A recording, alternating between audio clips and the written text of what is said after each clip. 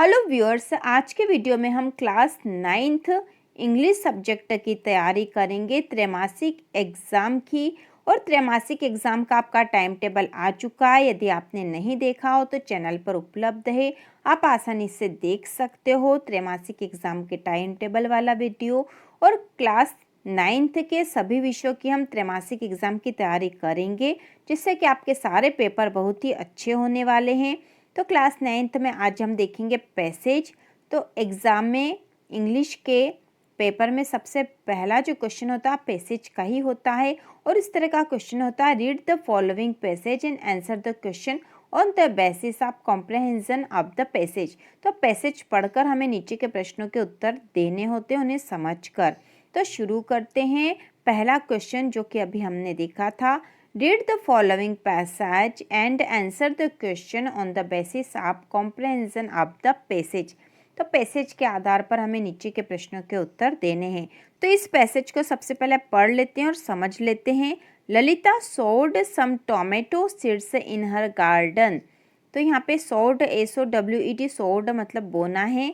तो ललिता ने sowed some tomato seed, tomato मतलब टमाटर, SEEDS सीड्स मतलब बीज। ललिता ने अपने गार्डन में कुछ टमाटर के बीज बोए। इसके बाद आगे, the seeds grew into little plants after a few days. कुछ दिनों बाद, फ्यू डेज मतलब कुछ दिनों बाद, सीड्स मतलब बीज, ग्रेव इनटू लिटिल प्लांट्स छोटे पौधों के रूप में विकसित हुए कुछ दिनों बाद। ठीक है। She removed every weed. तो वीड मतलब होता है खरपतवार, मतलब अवांछित घास जो उग जाती है उसे हटा दिया जाता है। तो वीड मतलब घास है यहाँ पर। शी रिमूव्ड एवरी वीड, उसने हर घास को वहाँ से उखाड़ दिया, हटा दिया। She never allowed an insect near her plant, उसने किसी भी इंसेक्ट को उसके प्लांट के पास नहीं आने दिया। When the days were hot, जब गर्मी के दिन हुए। शी वाटर्ड द प्लांट, उसने पौधों को पानी दिया। She put compost under the plants, तो उसने प्लांट में कंपोस्ट मतलब खाद डाला। The flowers grew and became big, flowers मतलब फूल उग गए और वह बड़े हुए। The tiny green tomatoes began to show, और छोटे ग्रीन टोमेटो हरे टमाटर दिखाई देने लगे। Lalita and her sister, Lalita और उसकी बहन, वाटर्ड द प्लांट्स डेली, पौधों को रोज पानी देती थी। A very large beautiful tomato grew in the plant, और एक बड़ा सुंदर टमाटर उनके पौधे पर उगा। हर फादर सेड, उसके पिताजी ने कहा, it is the finest tomato I have ever seen, मैंने आज तक जितने भी देखे उनमें सबसे अच्छा टमाटर है। The sisters were very happy, बहनें बहुत खुश थी। तो यह पैसेज था, इसको हमें पढ़ना आना चाहिए, पढ़ेंगे तो ही हम इसको समझ पाएंगे और हल करेंगे। तो एक बार फिर से हम पढ़ लेते हैं। Lalita sowed some tomato seeds in her garden. The seeds grew into little plants after a few days. She removed every weed. She never allowed any insect near her pet plants. When the days were hot, she watered the plants. She put compost under the plants. The flowers grew and became big. The teeny green tomatoes began to show. Lalita and her sister watered the plants daily. A very large, beautiful tomato grew in the plant. Her father said, it is the finest tomato I have ever seen. The sisters were very happy. तो इस तरह का passage था। Passage को पढ़कर हमें नीचे के क्वेश्चंस के आंसर देने हैं, जो आंसर हमें इस पैसेज में ही मिल जाएंगे। तो पहला जो क्वेश्चन है, what did Lalita sow in her garden, Lalita ने अपने गार्डन में क्या बोया था। प्लांट्स, सीड्स, ट्रीज या ग्रास, तो क्या आ जाएगा सीड्स, उसने तो बीज बोए थे, सीड्स आएगा यहाँ पे इस पैसेज में। तो यह पैसेज में लिखा भी है, Lalita sowed some tomato seeds in her garden. तो फर्स्ट वाला जो है, what did Lalita sow in her garden, तो इसका आंसर होगा सीड्स। इसके बाद जो दूसरा क्वेश्चन है, what did she not allow, कि उसने क्या अलाउ नहीं किया था, तो उसने क्या अलाउ नहीं करा था, इसका आंसर भी हमें मिल जाएगा। देखो यहाँ अलाउ लिखा है, और यहाँ पे है अलाउड है, ठीक है, अलाउड है। तो she never allowed any insect near her pet plant, तो उसने क्या नहीं आने दिया था, कोई सा भी इंसेक्ट नियर प्लांट्स, तो यहाँ पर ये आंसर आएगा। इसके बाद अगला क्वेश्चन है what did she put under the plants, उसने प्लांट में क्या डाला था, तो इसका आंसर भी हमें यहीं से मिल जाएगा। तो यहाँ लिखा देखो इस लाइन में, she put compost under the plants, she put compost under the plants, तो यहाँ पे आ जाएगा what did she put under the plants, तो यहाँ आ जाएगा आंसर कंपोस्ट बी वाला। इसके बाद जो अगला क्वेश्चन है which of the following is similar in meaning of tiny, tiny के समानार्थी शब्द हमें बताना है, लार्ज, बिग, स्मॉल या जाइंट, तो यहाँ पे आएगा स्मॉल, टीनी मतलब होता है छोटा, तो यहाँ पे आएगा इसका सिमिलर वर्ड स्मॉल। इसके बाद जो अगला है why were the sisters happy, बहनें क्यों खुश थी, तो इसके जो 4 ऑप्शन है वह है because flowers grew in their garden, क्योंकि फूल उनके गार्डन में उग गए थे। इसके बाद दूसरा है because a tomato grew in their garden, क्योंकि उनके गार्डन में एक टमाटर उगाया था। इसके बाद तीसरा है because plants grew in their garden, क्योंकि पौधे उनके गार्डन में उगाए थे। तो इसके बाद जो अगला है because their father was happy, क्योंकि उनके पिताजी खुश थे, तो हमें पता है इसका आंसर डी वाला आएगा because their father was happy.